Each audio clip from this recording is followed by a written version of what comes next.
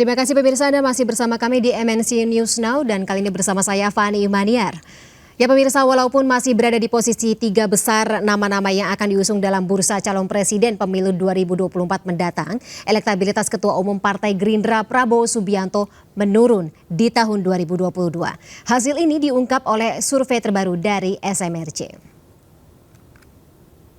Ya, nama Gubernur Jawa Tengah Ganjar Pranowo dan Gubernur DKI Jakarta Anies Baswedan menguat dalam 1 tahun terakhir sejak Maret 2021 yang lalu.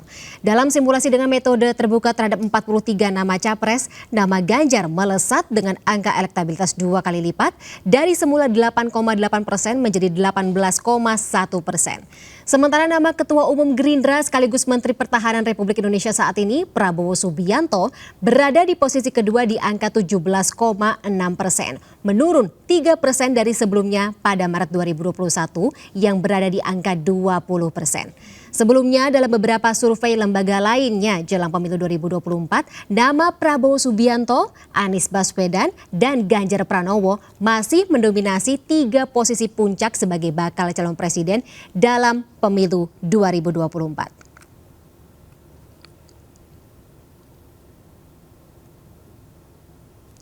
Ya pemirsa, survei Saiful Mujani Research and Consulting mengungkapkan ada beberapa faktor penentu koalisi partai politik dalam Pilpres 2024 mendatang.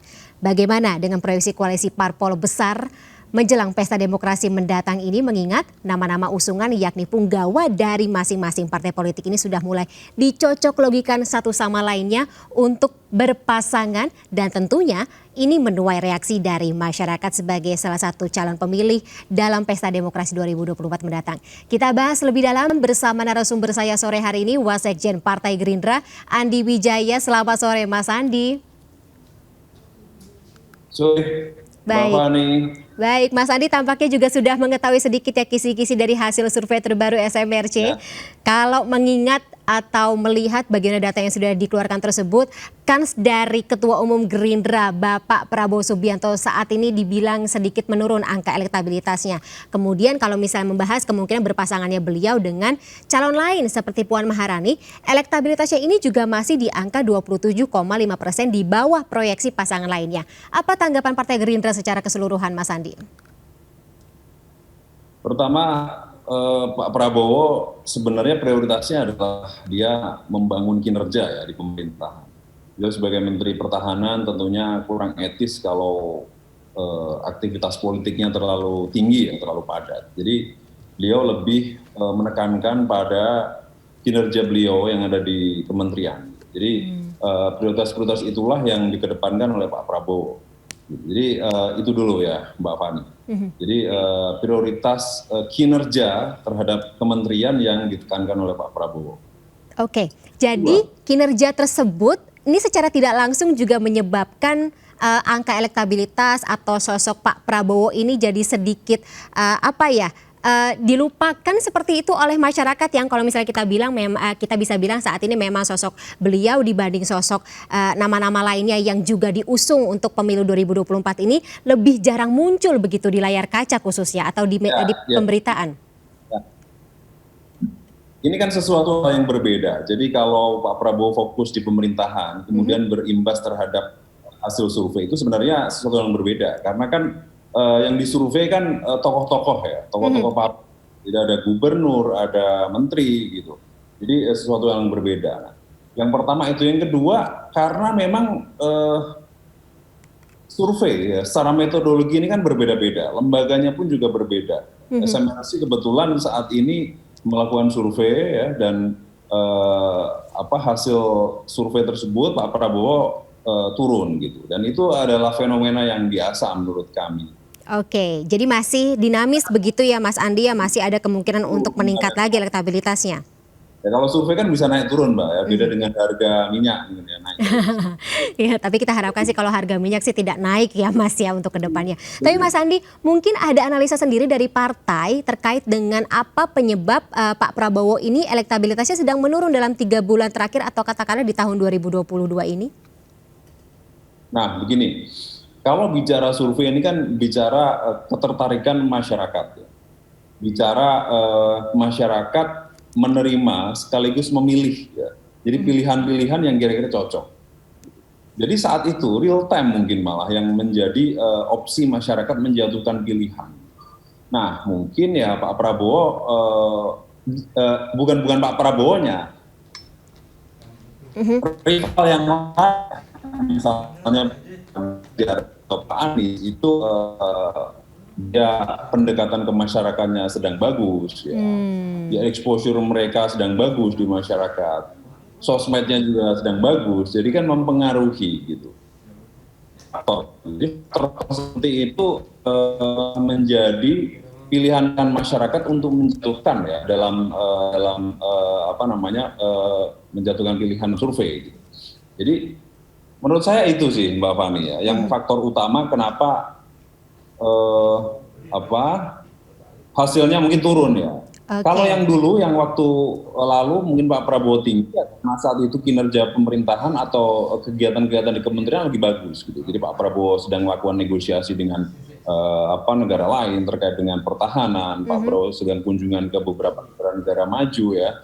Waktu itu ada kita pembelian pesawat ya, pembelian kapal selam dan teknologi-teknologi yang saat itu dimigrasikan ke perusahaan pertahanan Indonesia. Nah itu mungkin sedang bagus gitu. Kalau saat ini kan acara-acara di kementerian sedang turun ya, artinya tidak sedang on gitu. Jadi mungkin di beberapa kandidat-kandidat lain yang saat itu lagi lakukan pendekatan ke masyarakat, melakukan setengah kampanye lah, menjadi faktor penentu gitu ya. Jadi masyarakat melakukan pilihan-pilihan yang membuat hasil survei Pak Prabowo turun. Oke, biar saya garis bawahi dulu ya Mas Andi ya. Salah satu mungkin ini faktor penyebabnya adalah tadi pendekatan ke masyarakat, kemudian juga exposure ya yang ada ya. Yang ini mungkin saya pastikan sih kayaknya akan jadi strategi untuk Partai Gerindra ke depannya ini. Nah Mas Andi, kalau misalnya melihat semua skenario nih dalam bursa pasangan yang dilepas oleh lembaga-lembaga survei, nama Pak Prabowo kan masih bertahan ya di posisi sebagai presiden atau capres. Tetap akan konsisten berarti ya Mas di posisi presiden, apapun tawaran yang masuk misalnya dari koalisi partai ke depannya atau ada dinamika kontestasi politik ke depannya?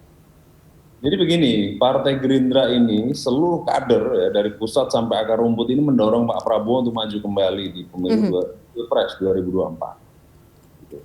Pak Prabowo nanti memutuskan apakah maju atau tidak ya, itu nanti biasanya menjelang pendaftaran, Mbak. Tapi untuk posisi saya yakin nggak mungkin turun di opsi yang lain, pasti capres gitu, nggak mungkin cawapres. Tapi hawa-hawanya gimana nih, Pak Prabowo maju? Menurut kami sih maju ya, tapi kan sampai saat ini kan belum ada pernyataan resmi dari beliau ya. Ya saya kira tidak elok lagi ya, atau kurang etis karena beliau saat ini sedang menjabat ya di pemerintah sekarang sebagai menteri dan beliau harus menunjukkan kinerja terbaiknya terhadap amanah yang diemban. Jadi, tidak akan tergoda oleh aktivitas politik atau untuk peningkatan elektabilitas yang lain ya, untuk kampanye ke bawah ataupun jadi dia fokus. Jadi beliau fokus terhadap kerja-kerja di kementerian. Oke, tapi kalau misalnya untuk kemungkinan koalisi seperti itu, Partai Gerindra membuka kan, Mas Andi? Pasti, Pak. Kami membuka ke semua partai politik. Jadi Partai Gerindra tidak menutup diri, komunikasi politik terus dilakukan ya baik formal maupun informal gitu. Jadi saya kira tidak ada masalah koalisi dengan partai manapun ya. Oke, poin-poin apa saja Mas Andi kalau begitu yang jadi pertimbangan Partai Gerindra ini untuk membuka koalisi dengan partai lain? Tidak ada poin khusus Mbak ya. Saya kira kalau bicara koalisi ini kan bicara selera ya. Jadi pasti kan nanti partai koalisi akan menyodorkan ya cawapresnya. Siapa yang bisa ketemu, yang cocok gitu, yang bisa diterima siapa. Ya mungkin koalisi ini mental gara-gara pasangannya. Ya. Oh, bukan karena ideologi partai atau visi misi yang berbeda gitu dari partai-partainya ya Mas? Itu pasti ya, itu pasti. Jadi visi misi ini kan tercermin dari pasangan yang diusung. Kalau visi misi Pak Prabowo kan relatif diketahui oleh semua partai politik. Tapi cawapresnya siapa ini terkait dengan visi misinya, ini kan mungkin masing-masing calon berbeda. Jadi nanti ada beberapa parpol yang juga nanti pasti akan mendorong gitu. Oke. Kalau kriteria yang dibutuhkan Bapak Prabowo sendiri seperti apa, Mas Andi? Pak Prabowo ini kan kuat kalau hasil Pilpres kemarin ya, Mbak ya, hasil Pilpres dan beberapa survei belakangan ini kan beliau kuat di Sumatera, kuat juga di Jawa Barat ya, di DKI, di Banten ya. Tapi kita objektif aja, sedikit lemah di Jawa Tengah dan Jawa Timur ya. Pasti komplemen yang bisa menutup ya Jawa Tengah dan Jawa Timur. Itu dari sisi kedaerahan ya, yang bisa memberikan dampak elektabilitas terhadap daerah gitu.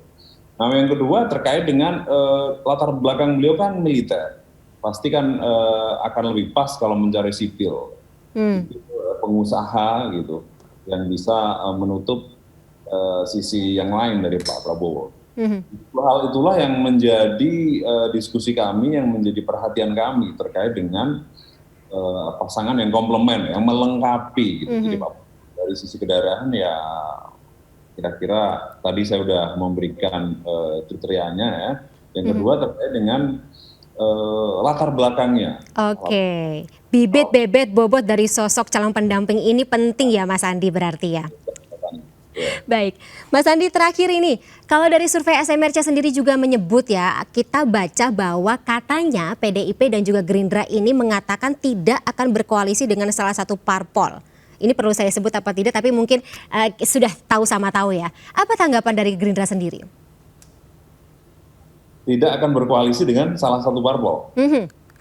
Disebut aja kalau gitu ya, Partai Nasdem. Kalau dari hasil survei SMRC menyebut seperti itu. Apa tanggapan Gerindra? Ya itu sah-sah saja. Hak setiap parpol untuk membuka ataupun menutup diri terkait dengan koalisi.